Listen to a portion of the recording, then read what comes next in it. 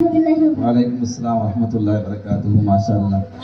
அடுத்ததாக ஏ அப்துல்லா ஐமன் முதலில் தொழுகை என்ற தலைப்பில் பேச வருகிறார். அஸ்ஸலாமு அலைக்கும் வரஹ்மத்துல்லாஹி வபரகாத்துஹு.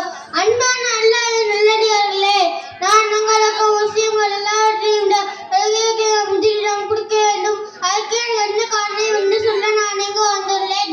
அன்பிற்குரிய அல்லாஹ்வின் நல்லடியார்களே, ஒரு முஸ்லிம் தன் வாழ்வில் அல்லாஹ் சொல்லியிருந்த தொழுகைக்கு முக்கியத்துவம் கொடுக்க வேண்டும். இஸ்லாம் அந்த அளவுக்கு வலியுறுத்தி சொல்கிறது. காரணம் என்னவென்றால் நாளை மறுமையில் வந்து தொழுகையை பற்றி கேட்கப்படும். தொழுகை என்பது மனிதனுக்கும் மானக்கேடானவை தீமை இவைகளை விட்டு தருகிறது. தொழுகை என்பது நேரம் குறிக்கப்பட்ட கடமையாகும். ஆகவே எந்தெந்த தொழுகையை எப்போது தொழுக வேண்டும் என்பதாக தெளிவாக கூறப்பட்டுள்ளது.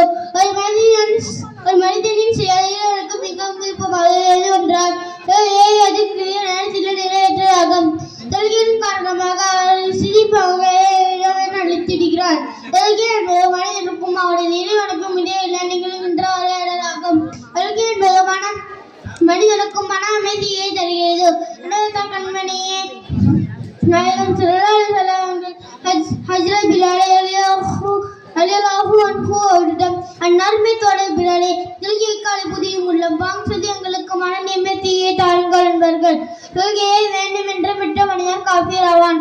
காரணம் நபிகளுக்கு தனது இறைச்சி அடங்க ஒன்று தொழுகையின் அவசியத்தை நினைவுபடுத்தினார்கள்.